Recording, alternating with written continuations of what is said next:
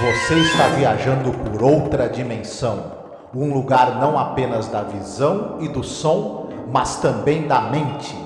Uma jornada em uma terra maravilhosa, cujos limites são os da fantasia. Sua próxima parada, além da imaginação.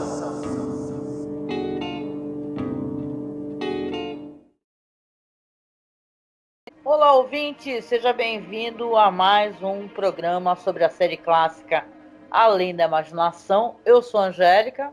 E eu sou o Marcos. Hoje nós iremos falar sobre o episódio número 95 no geral da série, episódio número 30 da terceira temporada, Hocus Pocus and Frisbee. Sim! Esse episódio é dirigido pelo diretor Lamont Johnson. O roteiro é de Rod Serling, adaptado de uma história de Frederick Louis Fox, história não publicada. O episódio, Marcos, é um episódio de humor, assim, episódio leve, divertido, e é uma releitura da famosa história do Pedro e o Lobo. Isso mesmo, do grande mentiroso, né? Que de tanto contar mentiras, o dia que conta a verdade ninguém acredita. Mas é interessante que você sabe que, na verdade, fui eu que dei a ideia desse episódio, dessa história pro Frederick Louis Fox, né? Hã? Fui eu que dei a ideia. Eu falei, contei essa ideia para ele, ele foi, escreveu, né? E nunca me deu o crédito. E olha que fui eu que apresentei ele pro Rod Serling, né? Porque eu conhecia todo esse pessoal da TV e ele nunca me agradeceu e tudo mais, né? O Rod Serling também chegou a roubar vários ideias minhas para roteiros, né? Não é à toa que você é conhecido como Marcos, senhor do roteiro da Silva, né? Isso, exatamente. Claro que a gente está fazendo uma brincadeira aqui com o roteiro do episódio, né? Mas, caramba, é interessante, assim, para quem nos acompanha nessa temporada, por sinal, já tem uma história do Frederick Louis Fox, que é aquela história do cowboy, sabe? O cara que é um ator, que fica interpretando um grande herói da época do faroeste, do velho oeste, e ele sempre ferra com todos os grandes bandidões e tal, e acaba aparecendo nada mais, nada menos do que um bandido lá, e coloca ele para viver uma realidade no velho oeste, né? A gente falou nessa temporada. Sim. Pois é, e assim, é uma história que é diferente. O Frederick Louis Fox, ele pensou uma história diferente, mandou para o Rod Serling, né? Rod Serling fez uma adaptação, alterou algumas coisas, mas é uma história, como eu falei, assim, se não é um dos episódios mais aclamados da série, é um episódio fofo. Ele é muito estelar, porque tem o Andy Devine no episódio, tem um elenco excepcional. Então, o que a gente pode falar um pouquinho sobre o elenco, por exemplo? O Andy Devine, ele é um ator famosíssimo, né? Ele é muito conhecido, por exemplo, por ter interpretado o Danny Maguire na primeira versão do Nasce uma Estrela, né? Ele tá em uns 10 filmes ali do John Huston, entre eles O Tempo das Diligências e O Homem que Matou Facínora. Ele fez a voz do Freytuck no filme da Disney Robin Hood, né? O filme de 73. E ele trabalhou como sidekick dos filmes do Roy Rogers, ele era o parceiro. Sim, ele tá numa versão antiquíssima de Nasce uma Estrela, por exemplo. Enfim, e ele é um cara que ele era atleta na juventude, por conta do físico atlético dele e tal, ele conseguiu ingressar no cinema, ainda era cinema mudo. Depois, o pessoal achava que ele não ia conseguir fazer a transição para o cinema falado, porque ele tinha uma voz muito esquisita. Né? Só que o que acontece? Ele, muito esperto, pensou, isso aí na verdade pode virar uma marca registrada minha. E ele por conta dessa voz dele, ele acabou virando um ator mais pro lado da comédia, e essa voz virou a marca registrada dele. E ele participou de muitos filmes de faroeste e séries de faroeste, que ele era meio que o alívio cômico, ele tinha uma veia pra comédia muito boa, era um ator que tinha uma formação muito sólida, ele também fazia drama quando era o caso, mas ele tem muitos papéis e é muito marcado pelos papéis mais engraçados. E ele realmente é uma figura adorável e muito engraçada, né? E você falou que ele participou do Homem que Matou o Facínora, né? A gente até gravou um podcast sobre esse filme maravilhoso. E ele faz aquele xerife, né? O Link Appleyard, né? Do filme, que é engraçado. É o cara que chegava pedindo para pendurar comida no restaurante, né? Ele é o xerife medroso, comilão e que, né, gosta de comer fiado, né? E, enfim, pro público americano, ele é muito lembrado pela série chamada As Aventuras de Wild Bill Hancock, em que o Wild Bill, esse personagem era um Marshall, né? Um homem da lei, e ele era uma espécie de delegado que ficava junto com ele, e eles, né, prendiam todo tipo de criminoso e bandido do Velho Oeste. Foi uma série que começou no rádio, né? Porque o Andy Devine, por ter essa voz, ele também trabalhou bastante no rádio, né? E aí depois a série migrou para televisão com o Andy Devine fazendo o mesmo personagem, e ela também teve foi uma série assim que teve mais de 100 episódios e fez muito sucesso na época nos Estados Unidos. Eu acho, é uma série dos anos 50. Eu não acho que ela não foi exibida no Brasil. Posso estar enganado, mas eu acho que não. Ah, sim. E realmente, né, tinha esse negócio de ele ter uma voz esquisita. E a gente tá falando assim, esquisita assim, né? Uma voz diferente, né? Das vozes dos caras, assim. Mas ele diz que, inclusive, era uma figura muito parecida com essa figura que ele interpreta aqui nesse episódio. Brincalhona, bonachona, querendo ser, assim, o centro das atenções. E ele contava uma mentirinha em relação à voz, né? Que aquela mentira, uma mentira famosa e já era uma diversão, uma piada, né? Que ele tinha sofrido um acidente com a cortina de casa enquanto era criança, é por isso que ele tinha aquela voz assim. Então ele falava isso, que eu sofri um acidente quando era criança, por isso que a minha voz é meio esquisita, né? De qualquer maneira, é realmente brilhante esse ator, assim, e o Rod Serling presta as homenagens, inclusive na apresentação, porque no final dos episódios tinha o Rod Serling falando do próximo episódio. E ele fala assim, uma grande figura vai participar do episódio, que é do próximo episódio, né, uma figura importante, né, da história do cinema, e ele fala, né, apresentando o Andy Devine, que é a primeira aparição dele na série. Exatamente. Eu acho interessante a gente citar também um pouco porque no episódio a gente tem o mentiroso, né, que é o Frisbee. Ele é dono de uma loja e o pessoal se reúne ali na loja dele para comprar as coisas que precisa, que ele tem um empório, né, mas também principalmente para escutar as histórias mentirosas do personagem, que são hilárias. E tem 3 atores ali que principalmente que fazem os amigos dele, que eram atores muito conhecidos e muito famosos, tanto do cinema quanto da TV na época. Você tem o Debs Grier, o pessoal talvez lembre dele, o pessoal do público brasileiro, por 2 papéis principalmente. Ele era um cara que ele tem centenas de papéis na televisão, mas ele é o Paul Edgecombe velho do filme A Espera de um Milagre, né? Ai, sim! Eu ia falar sobre isso. Ele é o personagem principal velhinho, quando ele tá na casa de repouso, né? Pra quem é fã do Stephen King, tem esse filme lindo, né? De 99, vai lembrar, né? The Green Mile, que é A Espera de um Milagre, gente. É lindo. Sim. E pra quem também assistia, por exemplo, a série Os Pioneiros, passou na televisão, série famosíssima, né? Ele era o Reverendo Albert na série Os Pioneiros, que é uma série que passou muito na TV, né? Mas ele tem centenas e centenas e centenas de participações em seriados de policial, em seriados de Sim. faroeste. Era um cara Ele é um muito... dos maiores créditos do MDB. Eu lembro que Uhum. quando ele faleceu, né, as pessoas comentaram isso, faleceu em 2007, né, que ele é um dos maiores créditos do MDB. Né, um cara realmente que trabalhou muito, muito, e trabalhou até velhinho. Né, ele começou jovem, trabalhou até, sei lá, com mais de 80 anos de idade.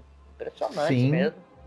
Você tem também o Clem Bivans, que ele é um ator que ele está, por exemplo, ele faz o espião nazista do filme O Sabotador, do Alfred Hitchcock, né? Ele tá também, por exemplo, no filme Sargento York. Enfim, ele era um cara também que tem participação em muitos filmes nos anos 40, nos anos 30 e 40. Ele era um cara que ele tem muitas participações em filmes, inclusive filmes importantes.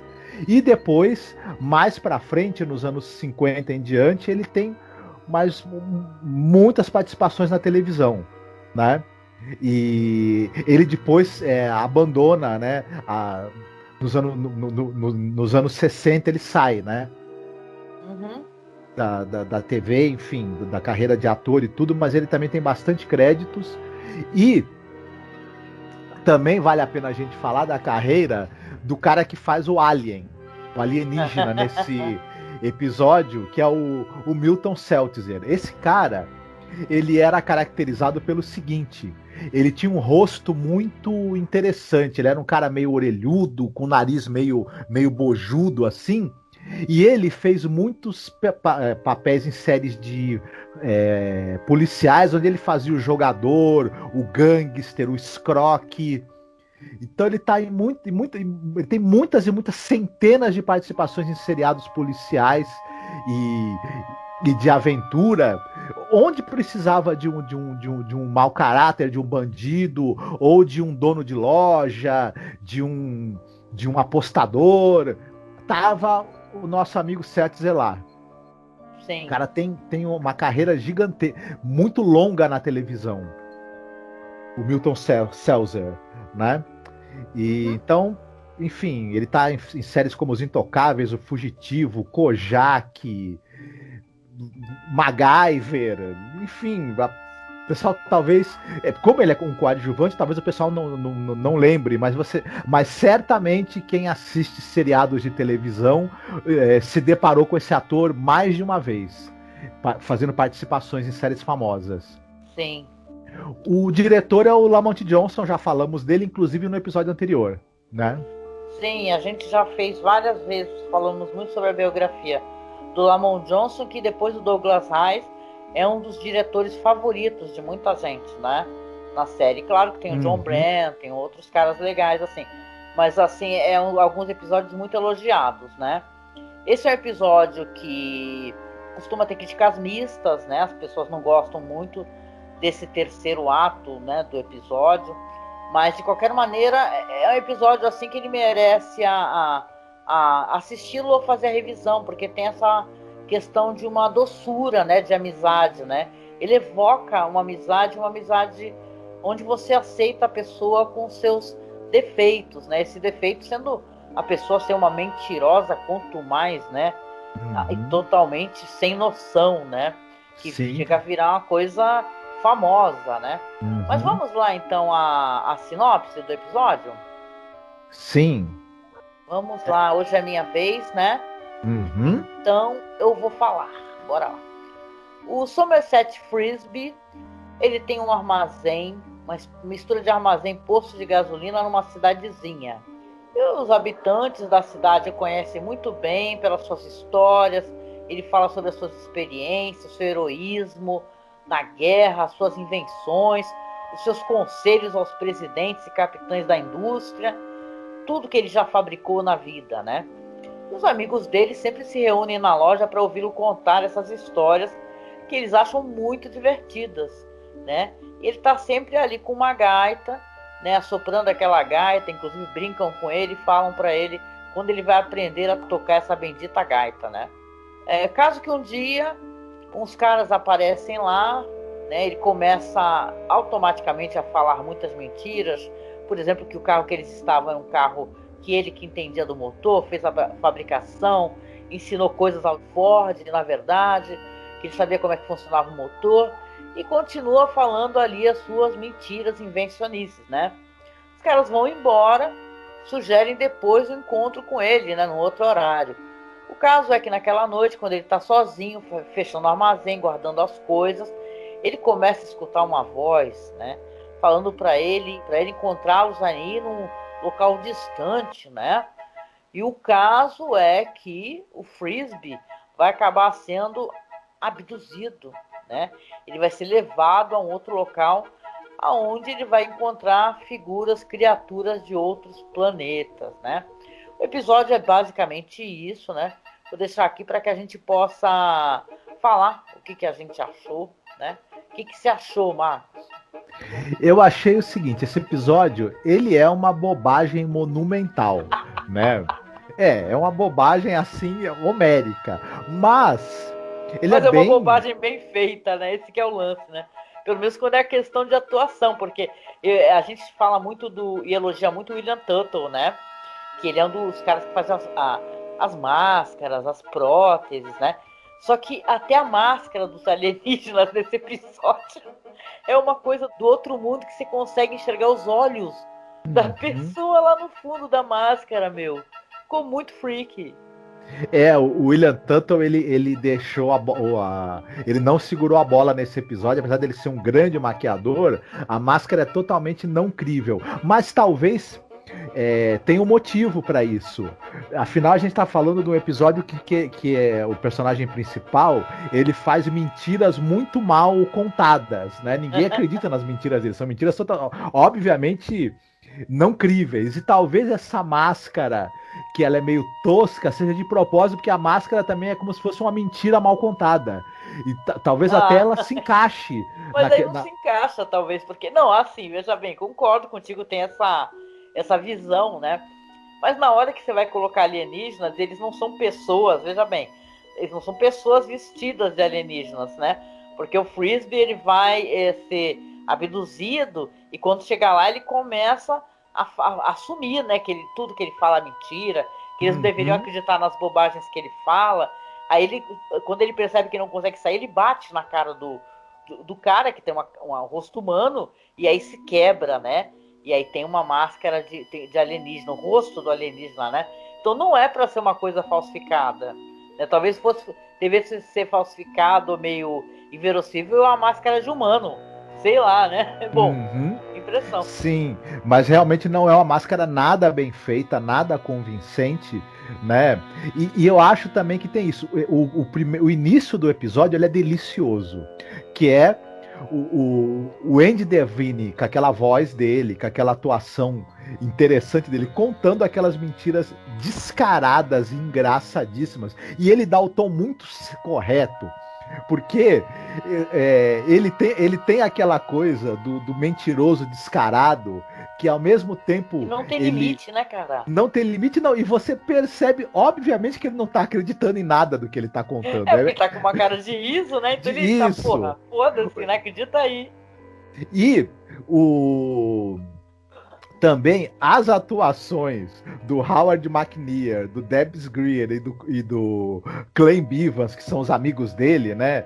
O Mitchell, o Scania e o Pete, são deliciosas, né? É muito bom ver esses 4 atores ali interagindo, é incrível. E só que a delícia que é esse primeiro ato do episódio, depois quando vai ter a coisa da abdução do Frisbee e tudo mais, não é tão interessante, né? Infelizmente é muito menos interessante do que o início. Não é bem resolvido visualmente, o interior da nave espacial não é crível, a máscara do alienígena não é crível, enfim. E olha que tem uma tomada muito parecida com aquela do Tio Serve Man, né? Porque ele acorda deitado assim uma cama, sei lá, e se abre aquela porta. É muito parecida com a tomada do Tio Serve Man, por um outro ângulo, né, inclusive. Isso. Quando ele volta lá consegue voltar para a loja dele e os amigos estão ali reunidos porque querem comemorar o aniversário dele, aí volta a ser um final também bacana, né? Porque Desculpa. mas esse meio ali, né? Esse segundo ato em que tem a abdução dele é meio qualquer coisa, assim. Não acho empolgante, infelizmente. É uma coisa interessante que a gente não falou, né? Se você quiser até citar, é a maneira como ele consegue se livrar dos alienígenas, né? Fugir. Nossa! Se você assistiu aquele filme do Tim Burton, né? Que tem aquele Marte Ataca, eu acho que tem. Olha, eu pensando agora sobre esse episódio, o filme do Tim Burton, eu acho que o desfecho é muito parecido, né? Porque tem esse lance que ele fica o tempo todo com essa gaita, né? Ele não sabe tocar, mas faz aquele barulho com a gaita. E quando ele fica tocando essa gaita para os alienígenas, eles começam a cair. Então, claro que a proposta ali é pura brincadeira, né? Eles começam a cair, ele vai tocar a gaita, aí corre mais um pouco, então ele consegue fugir do disco voador assim, né? Porque os caras, os alienígenas, né? A gente não contou isso. Eles foram lá porque, na verdade, eles ouviram falar de como esse homem era um homem incrível, Frisbee, né? Que ele sabia fazer tudo. Então eles queriam levar ele para o planeta deles para ensinar, para se juntar a todas as outras personalidades que estavam nos planetas, os cientistas importantes, entendeu? Os grandes artistas, poetas, músicos. E ele fica falando, não, mas eu não sou nada disso, não, eu não sou nada disso, não. Né? E depois ele acaba, então, com a gaitinha dele, conseguindo fazer com que esses alienígenas desmaiem, né? Pelo horror da música dele, né? E tem um final, assim, um episódio muito fofo, né? Esse negócio dele contar de novo a história, quando ele consegue fugir, voltar para o armazém, e, na verdade, todos os amigos estarem lá, porque querem dar um prêmio para ele de mentiroso da cidade, e ele fica super orgulhoso do prêmio, né? Porque ele acha maravilhoso. Fala, caramba, disso eu posso me orgulhar. Eu sou o maior mentiroso da cidade. Ele conta, e claro que ninguém acredita, né? Que papo é esse que você foi levado por alienígenas, meu? E derrubou eles com a sua gaita, né? Então, apesar dele ser uma releitura de Pedro e o Lobo, é uma história com um final feliz, um final fofo, não termina mal para ninguém, né? Talvez para os alienígenas que descobriram que não podem ouvir gaita, né? E eu falei ali do Tim Burton, porque quem lembra de Marte Ataque, o que acontece, né? Que os alienígenas odeiam aquela música tocada pela vovó, né? Tu lembra? Que a vovó tem aquela musiquinha irritante, irritante, aquele... Aí, pá, explode a cabeça. Então é muito legal, lembrei disso. Eu acho que me parece uma influência também, sabe? É claramente uma homenagem a esse episódio que tem no Mate Ataca do Tim Burton. A gente não falou, mas a gaita não é tocada pelo ator.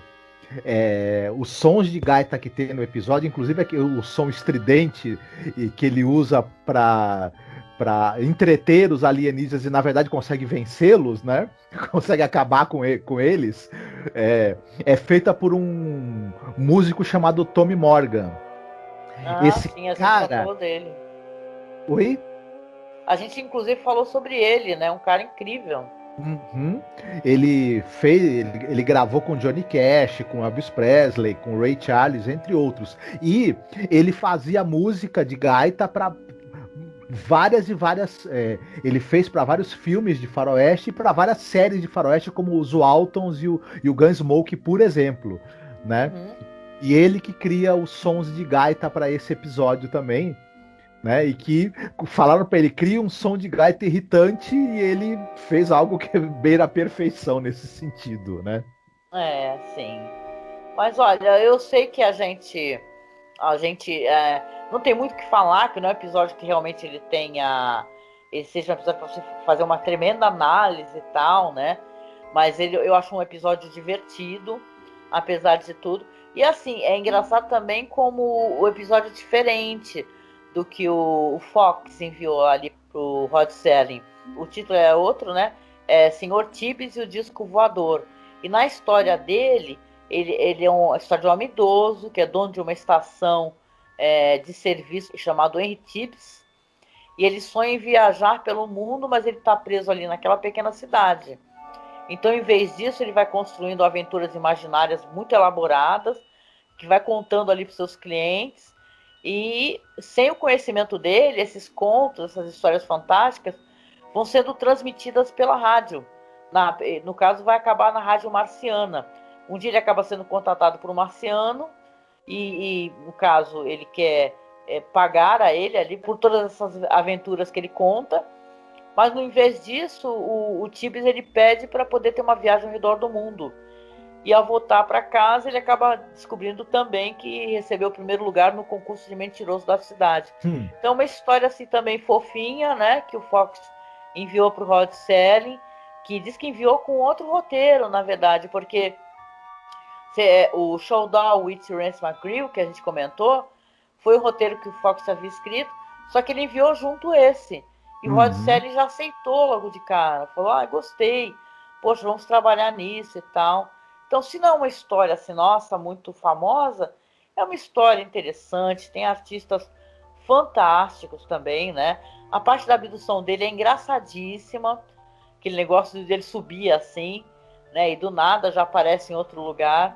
Então é um episódio, né? Interessante, né? É passável, melhor do que alguns episódios de comédia.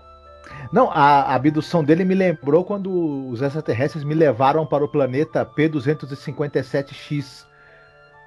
Ah, é. Sim, através de 287 milhões de quilômetros. Eu viajei no espaço e visitei esse planeta deles. E eles queriam que eu ensinasse eles a arte de jogar bolinha de gude, que é muito popular no planeta deles. Eles observavam aqui na gente da Terra jogando e viam a minha habilidade, que eu ganhei várias vezes o Campeonato Mundial de Bolinha de Gude, e me levaram para lá para aprender a jogar comigo. E eu passei maravilhosos 3 meses lá com eles, depois eles me trouxeram de volta para cá. E, enfim, foi uma aventura muito bacana. Depois eu conto com detalhes isso aí. Meu Deus, não fizeram nenhuma análise em você, não enfiaram nada no seu corpo. Não, imagine, foi muito bem tratado. A comida deles é um pouco apimentada demais e acabou não me fazendo muito bem, né? E eu precisei ficar comendo papinha. Gente, sério, o Marcos, ele é um cara que mente muito. Ele mente assim, veja bem, são mentiras que ele costuma matar gente. Ele matou, por exemplo, aquela atriz lá das Patricinhas de Beverly Hills, né? Aí a Alicia Silverstone. Alicia Silverstone. A mulher ficou morta há anos, entendeu? Porque ele inventou que a mina tinha morrido, né? O jeito que ela morreu. Eu acreditei, então, eu achava que estava morta. Isso há muitos anos atrás, né? Depois eu descobri que ela não estava morta porra nenhuma, ele tinha inventado essa merda. Então o Marcos é um mentiroso que não pode dar corda. Só pra constar. Imagina. Mas aí, Marcos, você... qual seria, na tua opinião, o ponto alto ou o ponto baixo do episódio? Pra mim, o ponto alto do episódio é o elenco. Um elenco excepcional. E o ponto baixo, pra mim, é o segundo ato, digamos assim, do episódio, né? Que pra mim cai um pouco, mas ainda assim é um episódio divertido. Ah, sim, concordo contigo. Episódio, como eu disse, já repeti várias vezes, não é um dos melhores da série, gente. Mas episódio com o elenco tão legal, entendeu? A parte das máscaras tem que levar na brincadeira, porque isso é muito zoeira. Concordo com o Marcos que eu acho que tem um certo nível de zoeira ali, porque você vê que tem máscaras maravilhosas, como no Eye of the Beholder e outros episódios. Então ali também tem uma zoeira na questão das máscaras, né? Vamos tentar levar por esse lado aí de repente, né? Mas eu gostei do episódio. Não foi episódio que eu terminei brava nem nada, não. Só achei que é um episódio fofinho, uma releitura fofa, né? De você, na verdade, talvez olhar a questão da amizade, né? Dessa gente velha que sabe que o cara é um mentiroso, safado, sem vergonha, mente dando risada e olhando no teu olho. E acha isso legal, né? Tá entretendo, né? É como a história ali das 1001 Noites, né? Tem alguém te entretendo ali diariamente com tanta mentira, né? Você vê até que ponto a pessoa vai chegar, né? Porque tem uma hora que os amigos dele falam assim, peraí, eu tava indo embora, eu tô até voltando agora. Eu quero ver até onde que ele vai chegar. Então é meio por aí, né? Eu gostei do episódio. Pra mim não tem ponto baixo, não. A questão da máscara, né, podia ser melhorada, né? Mas aí que tá, a gente fica meio na dúvida se a gente deveria entrar nessa brincadeira, né? Ah, precisa sim. Eu acho que a gente, se a gente puder olhar, ter um olhar generoso e se divertir, Sim. comprar a brincadeira, não tem nada de errado com isso, né? E é prestar um tributo também ao Andy Devine, que é um ator maravilhoso da história do cinema, né? Rod Serling parece que cada vez que ele consegue um ator incrível, ele vai ali, cola aquela figurinha no álbum dele e fala: olha, agora é o Andy Devine, poxa, agora é Ida Lupino. Você entende? Então é prestar um tributo a atores e atrizes maravilhosas, né? Então a série tem esse tom de brincadeira de vez em quando que é meio para desopilar, né? E vale a pena, assim, episódio legal, gostei. Oh, E, yes. e sobre filme, você escolheu algum filme, Marcos? Sim, claro que me trouxe à memória, né, As Aventuras do Barão de Munchausen, mas eu não vou falar do filme do Terry Gilliam. É, Nos anos 60, o diretor Karel Zeman, que é um diretor polonês, ele fez uma adaptação que é muito famosa das histórias do Barão de Munchausen. E esse cara, esse diretor, ele era um animador. Então ele mistura atores com animação, com ele pega estampas e gravuras antigas e ele usa como fundo dos cenários. Ele usa cenários pintados, usa cenários animados e, enfim, quem conhece o trabalho do Terry Gilliam, esse cara, o Karel Zeman, foi uma grande influência pro Terry Gilliam. A maneira como esse cara construiu o visual dos filmes dele, inclusive o estilo de animação que o Terry Gilliam usa nos seus filmes, é muito inspirado no trabalho desse cara. Tanto é que depois o Terry Gilliam fez o filme dele do Barão de Munchausen meio que para homenagear essa obra original dos anos 60. Então, quem puder, é um filme que não é também muito fácil, talvez, de ser encontrado para assistir. Mas quem tiver como encontrar é uma experiência absolutamente maravilhosa, sabe? É um dos filmes mais bonitos visualmente e interessantes que eu assisti em toda a minha vida. Ah, legal, concordo contigo, sim. Muito, muito bom. Pois é, eu não vou sair muito fora do que a gente comentou, no sentido de eu recomendar algo que a gente já mencionou. E eu gosto muito, gente, desse filme que é A Espera do Milagre, né? No original é The Green Mile, que na minha opinião ele é dirigido por um dos melhores caras a dirigir coisas do Stephen King, que é o Frank Darabont, né? A gente sabe que hoje em dia tem o Mike Flanagan, que eu sou assim fã dele desde antes dele fazer esse sucesso todo, né? A gente tem podcast provando isso, né? A gente elogiando muito o Mike Flanagan. Mas o Frank Darabont faz aqui com um grande elenco, claro, né? Baseado num livro maravilhoso, todo um livro em sequência, são vários livros do Stephen King, né?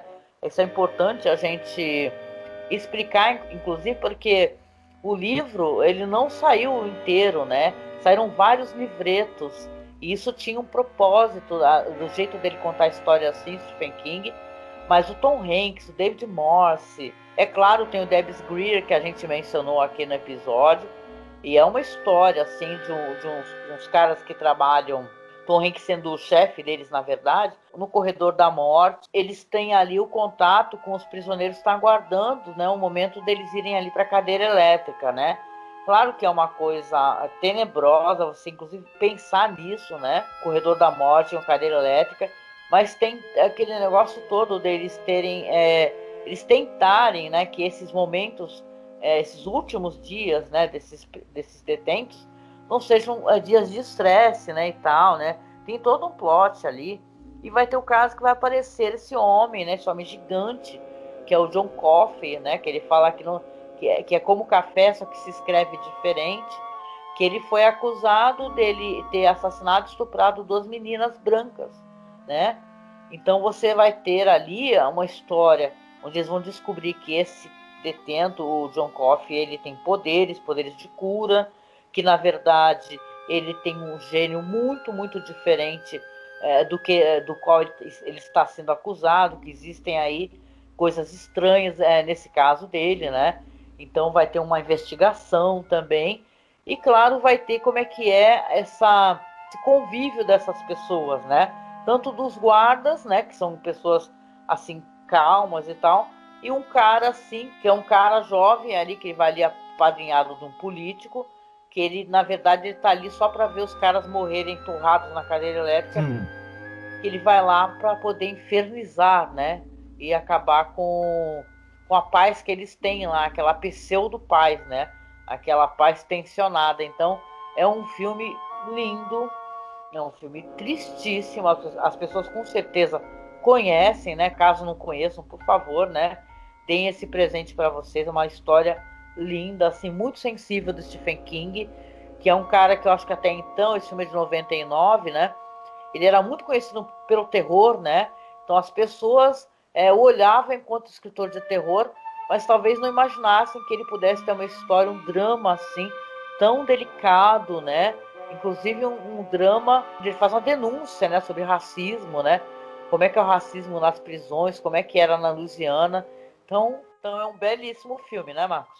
Sim, é um filme muito bacana, O A Espera de um Milagre, e ele é engraçado, né, que ele é uma das vezes em que eu li o livro e o filme conseguiu me transmitir quase com perfeição a sensação que o livro me trouxe quando eu li. Então é uma adaptação muito bem feita mesmo, né? De um livro, de um bom livro do Stephen King, gerou também um filme muito bom. Ah, legal, que bom. Hoje é minha vez de escolher música, né, Marcos? E qual foi a música que você escolheu dessa vez? Pô, vamos de uma música muito óbvia aí. Bora aí, a música óbvia e música de velho. Tem a música do Erasmo Carlos, que é Pega na Mentira. Então acho que vamos tocar essa velharia aí, cara, no final. O que tu acha? Uhum. Eu acho ótimo. Você sabe que eu fui o cara que apresentou a primeira fita demo do Erasmo Carlos para uma gravadora? Chega, chega, chega, chega. Vamos chegando aqui ao final desse podcast. Quero agradecer a vocês pela sua companhia. Acesse lá as nossas redes sociais, tá? Nós temos a nossa página no Facebook, que é @masmorracine, nossa página de fotos, de documentários, curiosidades sobre a série, que é The Twilight Zone Behind Scenes. Temos lá as nossas plataformas de apoio, tá? Que é no Colabore Aí e no Padrim. Então, se você puder colaborar com a gente para manter o nosso podcast, colabore, viu? Qualquer valor ajuda. E temos também agora o Pix. Então, se você quiser doar via Pix, a chave do nosso Pix está aí na descrição. Por favor, nos apoie, tá? E para que o nosso podcast realmente consiga se manter no ar, pagar servidor, a nos ajudar a comprar equipamento, que isso é importante, tá? E a gente vai deixando aqui um beijo, um abraço forte. Se cuide, viu? Pra gente chegar ao final dessa. E a gente se encontra no próximo podcast sobre Além da Imaginação. Fiquem bem, se cuidem. Você que tá fazendo alguma piadinha de mentira? Eu nunca faço piada, eu nunca minto. Beijo, tchau. Tchau.